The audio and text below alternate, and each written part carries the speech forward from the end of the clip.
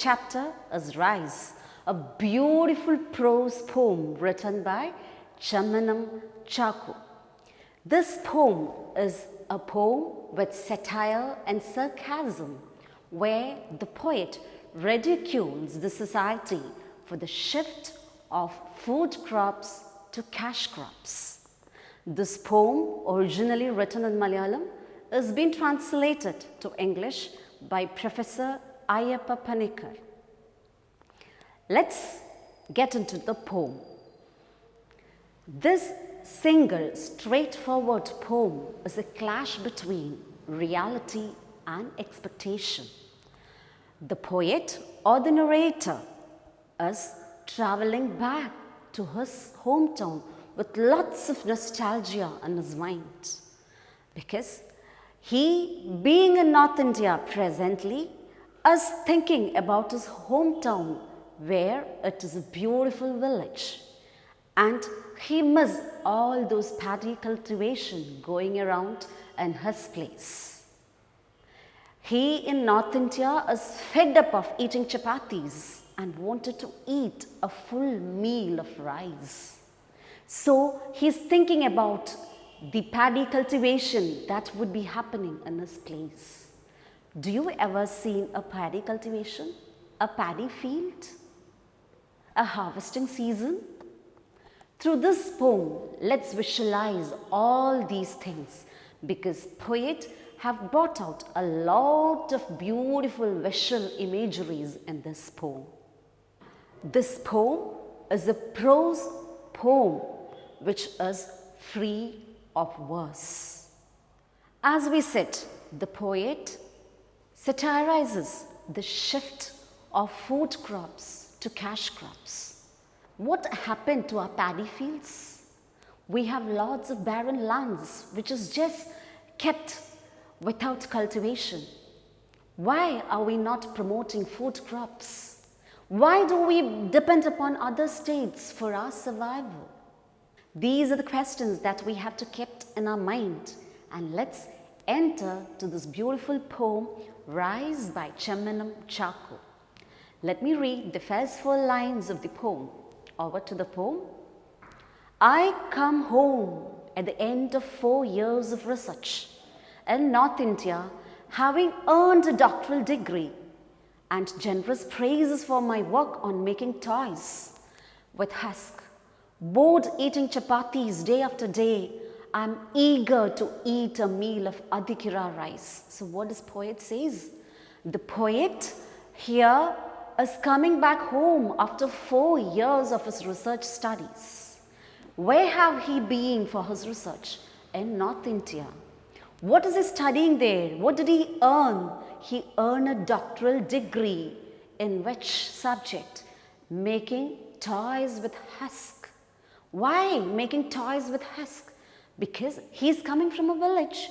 There their cultivation is rice. They have ample of husk there. So he wants to make those things very productive. To make those waste materials productive, he has taken a doctoral degree in making toys with husk. And there a poet is fed up of eating chapatis, because there is no option for him to get rice. Coming back to his hometown, he is fully eager to eat adhikira rice, a variety of rice that is planted in his paddy field. Over to the second stanza. It will be planting season when I get there, and my father, his handloom dhoti, stained with yellow mud, excited about the waters of the Varanangal Canal, will greet me from the fields below our house amidst the shout of ploughing with several oxen.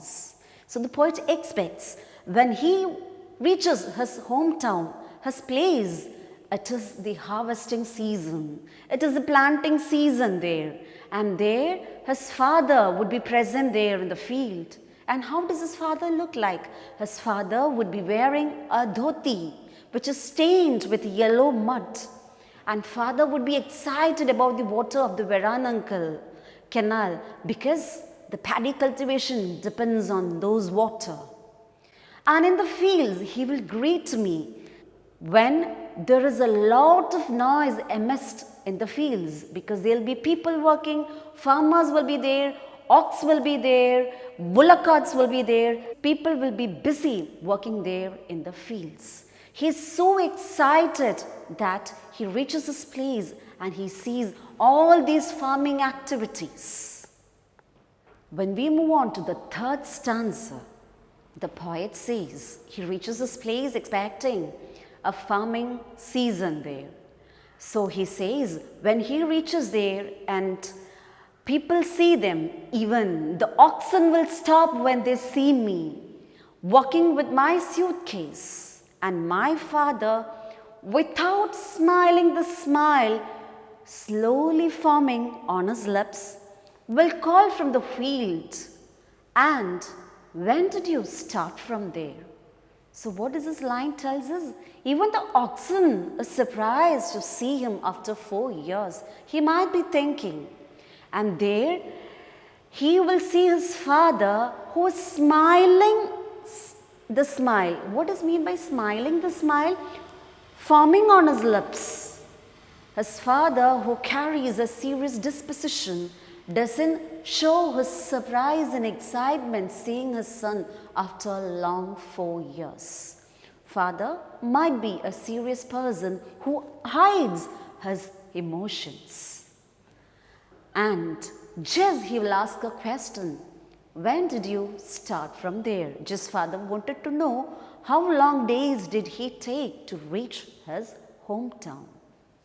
Moving to the next stanza, the poet says, there it's not only father, oxen, workers or farmers, but he has my little brother carrying the tender sapling to be planted in the field where the ploughing is done, will run when he sees me and call out loud within earshot of the house, mother, brothers arrived. So the poet is so excited coming here, coming to his place, because he's expecting his little brother there. And what might be his little brother doing? His little brother will be carrying the tender saplings there to the paddy fields for cultivation. When the little brother sees him, he'll be so excited seeing his bigger brother. And what will he be doing? He'll be shouting earshot. That means very loudly he'll be calling out, looking to his house, calling his mother and telling, mother, brother has arrived. Poet is eagerly waiting to see his loved, beloved ones reaching his hometown. When we move on to the next stanza, what are we saying? Let's find out. Walking cautiously along the dike so as not to upset the basket full of seed, I'll reach home in good time at last, just as my mother drains the well-cooked rice. O train, will you run a little faster? So what is the poet saying here? The poet says, walking cautiously through the dike, when he reaches his place, it is farming season. Cultivation might be going on. So when he walks to the dike, he will have to walk very cautiously. Why? Because there will be baskets full of seeds that has been kept on the dike. He shouldn't disturb that. If he pushes, it may fall down. So he has to be very cautious. And he's thinking it would be a good time that he is reaching home, because it might be afternoon and his mother would be draining off the well-cooked adhikira rice. He could even get the smell of the drained rice, adhikira rice, which he wanted to eat very badly because he was fed up of eating chapatis there. Now thinking about that moment, he's just asking the train, "Oh train, will you please move a little faster? Please go. I want to reach my home very early," because he wanted to be in his place with his beloved ones and eat Adhikira rice which his mother has just drained off. Moving on to the second session. Let's go to the poem. In the second session, the first stanza says, "The bus stops on the road across from the house. When I left this place, palm-thatched houses could be seen at the distance on the right. But now, there's nothing except for trees. How the place has changed." So sitting in the train, the poet was telling, "Please move train a bit faster so that I can reach my place." That was his expectation. We said at the beginning, there is a clash between reality and expectation. He was sitting and expecting there. But now what happened? When he came, reached his place, the bus stops on the road. He was in the train. He got down from the train, hired a bus and reached his place. But when he reached, "When I left this place, palm-thatched houses could be seen." There was palm-thatched houses.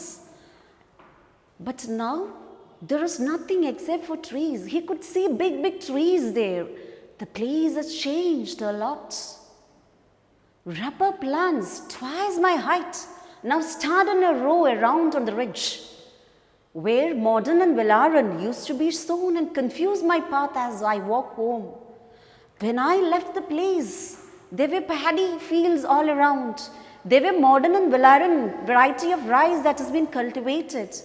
And it was thickly grown. He used to confuse his way while he was walking through. But now, he could see nothing, big, big trees, and that too, rubber plant twice his height. Here, the poet is telling us the shift from food crops to cash crops. People's attitude have completely changed. He had been expecting something, but this is the reality when he came back to his hometown. There is no bustle of men, no shouts of ploughing, and when I look, the whole field is planted over with arecanut palms. And in the corner, along the canal, stand the dealwood trees. So this is what he sees.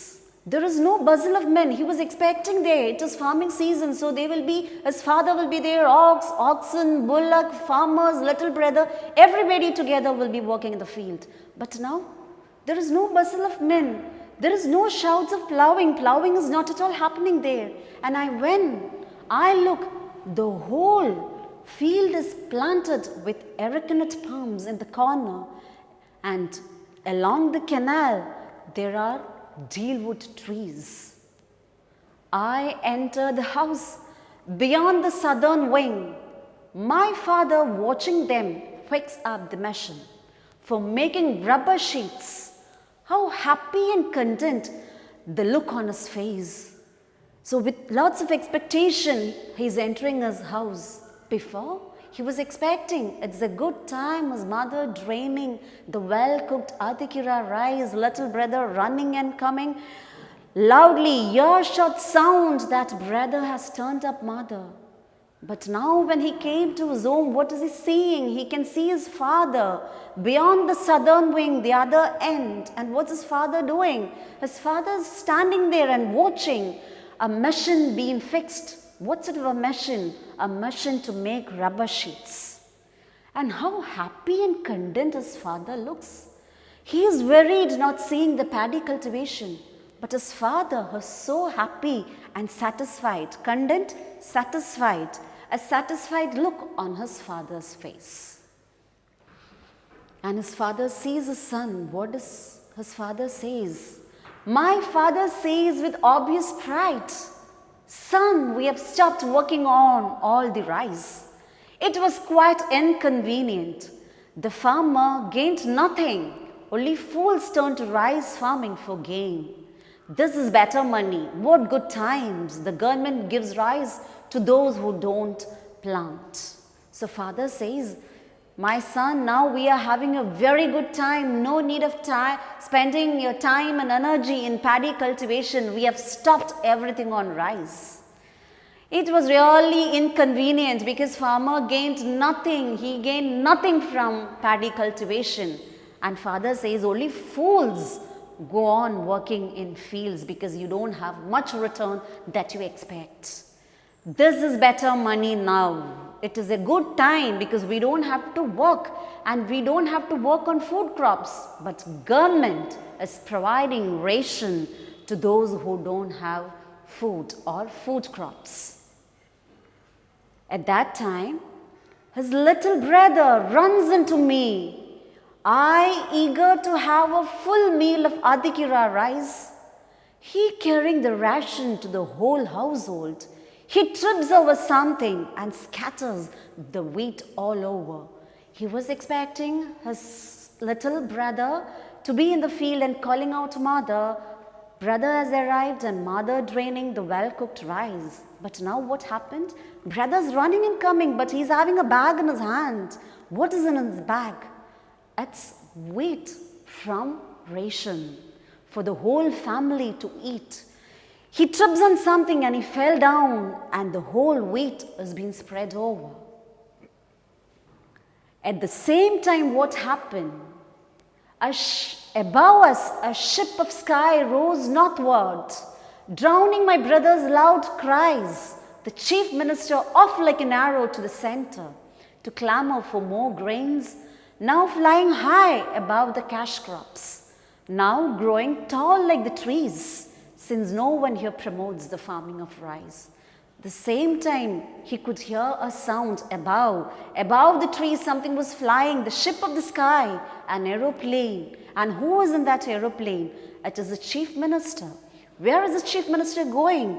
Chief minister is going to the center. Why is he going to the center? To clamor for rice, to clamor for grains. Because here there is no food crops. They have to depend upon someone other for this. Here, the poet is satirizing the culture of not promoting food crops. Here, the poet is satirizing. With sarcasm, he says, instead of promoting food crops here, we are going and begging from the center there to get food for us.